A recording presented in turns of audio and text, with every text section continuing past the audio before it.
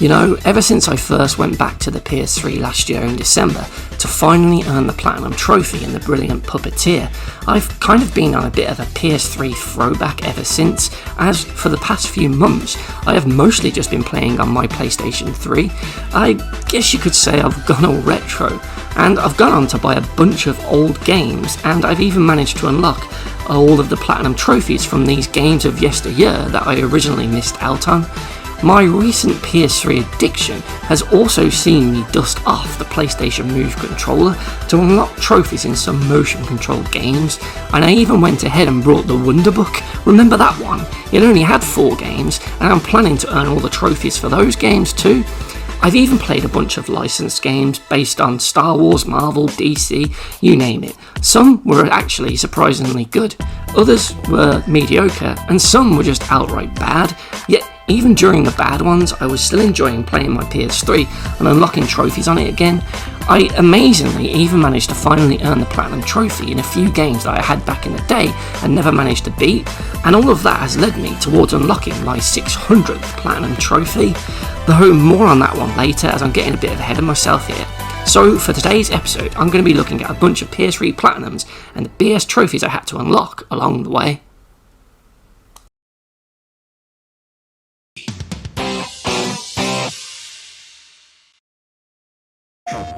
The Killer Trophy is unlocked for beating the final level on Killer difficulty in Wanted Weapons of Fate, and to be honest, this playthrough on the hardest difficulty wasn't that bad, as my biggest problem was looking out for all the glitches. And, well, for this entire level, barely any of it's loaded in. So I'm just, like, running around, but I can't see hardly anything of the environment. Crazy. Which loads in when I get there.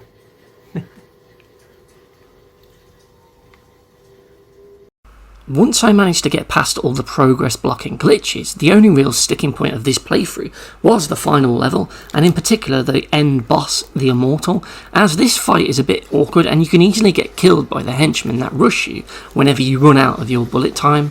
The final boss, the Immortal, isn't super tough or anything, but it does become annoying when you realise that this level and difficulty have about 3 separate trophies attached to it, meaning you are going to have to replay the entire level and beat the boss again and again, as you need to beat it with different characters for each of the trophies.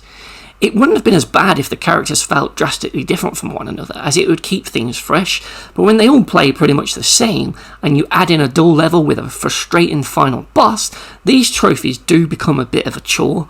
And while I did really enjoy Wanted as a video game, it did kind of suck having to replay this mission so many times for this Platinum journey, so that is why these trophies earn a BS trophy rating of... Next up is Dark Void. Ugh, I wanted to like this game, but by the time I packed the Platinum Trophy, I certainly did not. It wasn't helped by the Demolition Derby and Grand Theft UFO trophies, which were really annoying to unlock, as they required you to hijack 20 UFOs and collide in the air with another UFO 10 times.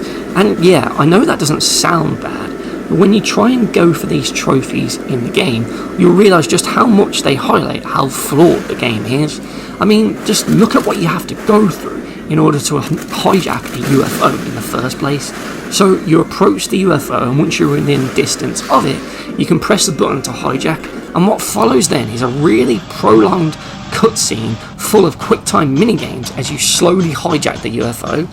Upon landing on top of it, you then have to move left or right to dodge this laser, as if it hits you, it will cause you to fall off the UFO and you'll have to try it all over again.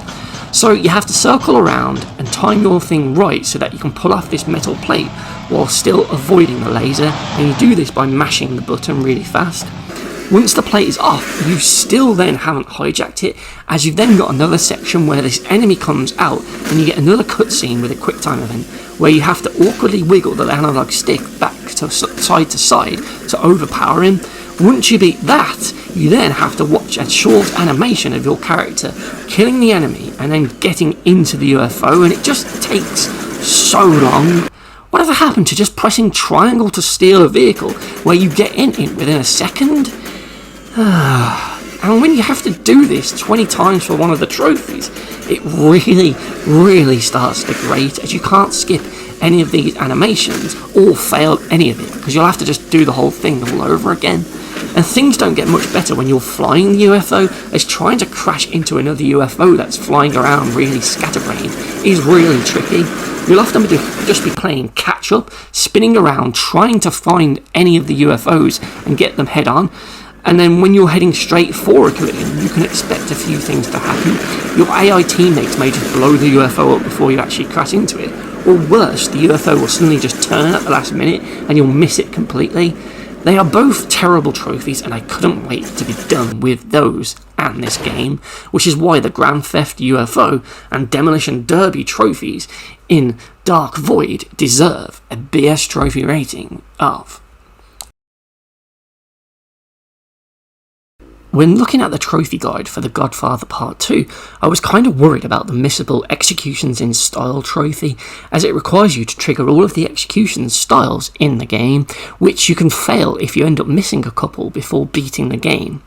The execution kill animations can be triggered after you've dealt enough damage to an enemy, and they are available when the enemy is either standing up on upright or on their knees stunned. For most of the weapon executions, you are required to perform both a standing and a kneeling kill on an enemy, so there's a whole bunch of them for you to remember to do throughout the game, though thankfully there is a really good tracker in-game within the pause menu that lists all of the execution types and even goes as far as ticking them off once you've done them. And the game also has even more weapons that are actually counted for this trophy, so some of the melee ones are actually required. However, what makes this BS are the motion controlled executions, which may end up being a platinum blocker for you playing this on a PS3 in 2025 if you don't have a proper working 6-axis with the motion controls, as there's no way to disable them within the menu. These kills require you to shake the controller in a direction and are used for the wall takedown, high and low falls, for pushing people off balconies or through windows, and trying to trigger them with the motion controls is actually really finicky and so awkward, and you may end up accidentally killing them in an unintentional way as a result. The other flaw with this trophy though is that they only count against mob bosses. So you can do all of these executions on cops or civilians, but that won't actually count for the trophy, so you can't just go and get them as they roam the city. So if you left this trophy until the very end of the game after 100%ing it, you'd have to start over again because there wouldn't be any more actual enemies in the world for you to do these on. And I just think that's really stupid to not count the civilians and cops for this trophy, as it's still an execution, and it even tracks those kills against those types of people in the menu itself, so I don't get why they don't count for the trophy. Overall though, Godfather 2 was a fun game, but its appeal did start to wear out quickly, as just like in Mafia 3, you're doing the same thing over and over again as you take over all of the businesses in the cities. I managed to get this trophy early on, and it wasn't as scary as people made out, but it's still one to purposely aim for when playing the game, to avoid having to replay it again just for this trophy. So for that reason, the Executions in Style trophy gets a BS rating of. Green Lantern has 2 BS trophies, Complete Control and Big Spender, which are tied to you buying all of the upgrades and powers for Hal Jordan. And what makes these trophies BS is the fact that by the time you've beaten the game, even on hard, just like the actual movie this is based on, you still won't have made anywhere near enough money to buy everything. And when the God of War rip-off game is as dull as this one, there's no real urge or incentive to play through this thing again. As a result, I then just replayed the final mission over and over and over again for hours on end, as this was the fastest way to farm enough money. So it was a really tedious and dull end to a really uninspired platinum journey, and it was just a stupidly long grind to unlock all of these powers and moves that I wasn't even going to use in the game anyway, as the thing was over now. Why couldn't this have been balanced better so that near the end of your first playthrough you can actually afford to get everything? After all, I was finding all the collectibles as I went along, so I should have had enough money to just max out everything in that first playthrough, and then I could have actually had fun with some of these new powers. The fact that they thought gamers would want to replay this again and again in order to unlock everything is an absolute joke, which is why the complete control and big spender trophies in this terrible Green Lantern game get a BS trophy rating of.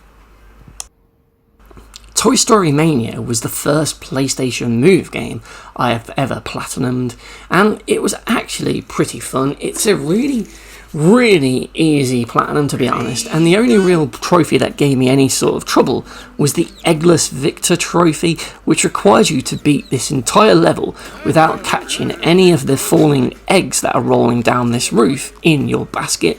So it's a case of just moving the basket around using the Move controller to just avoid every one of the falling eggs. But the problem I had here was that sometimes the eggs will just bounce up or freak out as they roll down and just bounce all over the place. So even though I'm lining up to avoid them, suddenly they can just bounce all over the shop and end up falling into the basket, thus avoiding the trophy. And while the level itself is only a minute or so long, failing when you get right near the end is frustrating. But yeah, like I said, this is a stupidly easy platinum trophy, and yeah, I was probably kind of struggling here to actually pick anything out that was a bit BS. And for me, it's this one. Sure, there's some of the trophies that are really obscure to not really know what you're supposed to do, but if you look at a trophy guide, you can easily find out the trick to a level. But for this one, I feel like it does actually take a bit of skill to actually be bad at the game. So yeah, that is why the Eggless Victor trophy in Toy Story Mania earns its BS trophy rating of. Finally, we have Kick-Ass 2. Yep, they actually made a game for this. And for this one, it's the whole entire platinum journey. The whole thing is BS, the whole game is BS, and I feel bad for anyone who paid full price for this back when it originally came out on the PS3, as this game is just a broken and just incomplete mess of a game. I mean, you can't even really call it a game because it barely functions. If it's not crashing every 10 seconds, then the actual gameplay part of it is just really dull, and the platinum journey is just so basic. Most of the trophies just require you to beat certain levels, and there's 2 collectible trophies, one for finding all of these hidden phone calls, and another for finding all of these graffiti points, but it's just mind-numbingly dull. The combat seems broken when you first play it, and you have to awkwardly time your button presses to keep a combo going. But yeah, this one, you're better off just not fighting most of the enemies, just run past them as much as you can, and only fight when you're forced to, because it's blocking a doorway or something. Terrible. But yeah, when the best way to play the game is to not play the game properly, you can see why it earns this BS rating. Sadly, that's it for this video, but keep an eye out for part 2 coming soon.